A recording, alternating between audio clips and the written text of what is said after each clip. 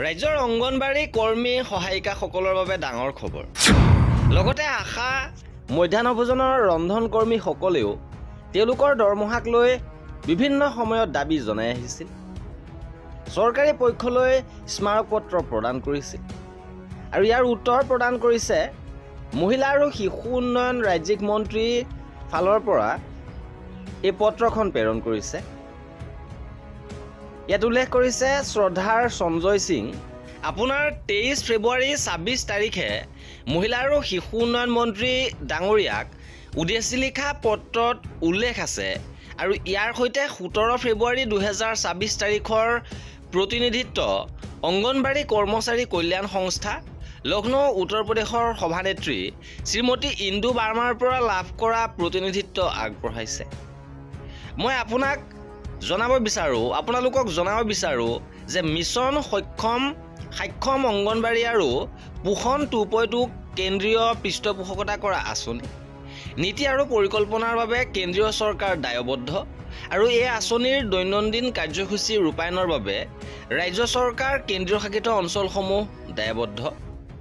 অংগনবাড়ী শ্ৰমিক আৰু অংগনবাড়ী সহায়ক হৈছে স্থানীয় সম্প্ৰদায়ৰ সন্মানী কৰ্মী যিয়ে স্বেচ্ছাই সমাজৰ সহায় কৰিবলৈ শিশুৰ যত্ন আৰু উন্নয়নৰ ক্ষেত্ৰত নিজৰ সেৱা আগবঢ়াবলৈ আগবাঢ়ি আহে।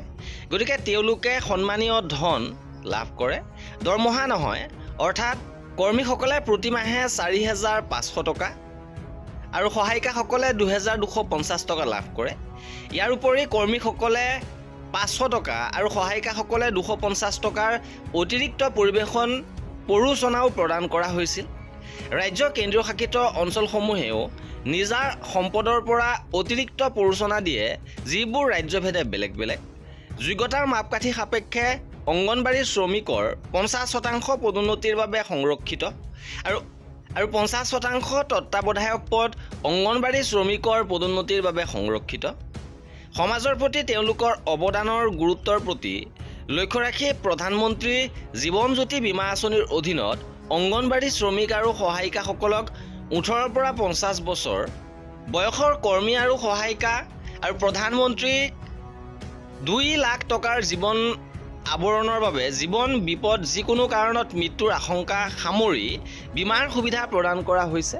সুৰক্ষা বীমা যোজনাত 18 পৰা 59 বছৰ বয়সৰ কৰ্মী আৰু সহায়িকাসকলক তেওঁলোকৰ বেংক একাউণ্টৰ জৰিয়তে 2 লাখ টকা আকস্মিক মৃত্যু বা স্থায়ী সম্পূৰ্ণ অক্ষমতাত, ইপিনে 1 লাখ টকা আংশিক কিন্তু স্থায়ী অক্ষমতাত আকস্মিক ক্ষেত্ৰত তেওঁলোকৰ বেংক একাউণ্টৰ জৰিয়তে প্ৰিমিয়াম পৰিশোধৰ দিশত থকা ধনৰাশি অংগনবাড়ী সেৱাৰ অধীনত নিৰ্ধাৰিত খৰচ ভাগ বতৰা অনুপাতত ৰাজ্য কেন্দ্ৰীয় শাসিত অঞ্চললৈ মুকলি কৰা আঁচনি।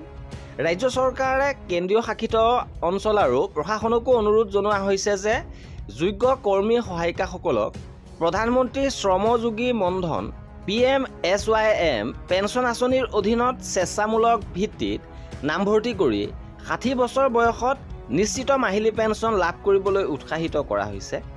বাজেট ঘোষণা 24-25ৰ অধীনত আয়ুষ্মান ভাৰত আঁচনিৰ অধীনত স্বাস্থ্য সেৱাৰ আৱৰণ সকলো কৰ্মী সহায়িকালৈ সম্প্ৰসাৰিত কৰা হৈছে।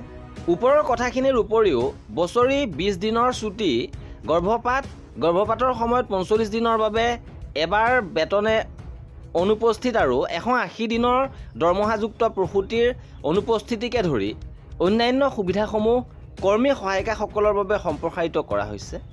কৰ্মী সহায়িকালৈ 2টা ইউনিফৰ্ম, বছৰি শাৰী চুট ব্যৱস্থা কৰা হৈছে। এই সকলোবোৰ সেৱা অংগনবাড়ী কৰ্মী সহায়িকালৈ প্ৰদান কৰা হৈছে। এই পত্ৰখনৰ জৰিয়তে ইয়াকে উল্লেখ কৰা হৈছে। কিন্তু নিয়মীয়া কৰ্মচাৰীৰ সমাহাৰত বৃদ্ধিৰ বিষয়টো ইয়াত উল্লেখ কৰা হোৱা নাই। কেৱল মাননি প্ৰদান কৰা হ'ব তেওঁলোকক, কিন্তু মজুৰিৰ বিষয়ে এতিয়ালৈকে ঘোষণা কৰা হোৱা নাই, সিদ্ধান্ত লোৱা হোৱা নাই। আৰু এয়া আছিলে আমাৰ এই ভিডিঅ'টোত।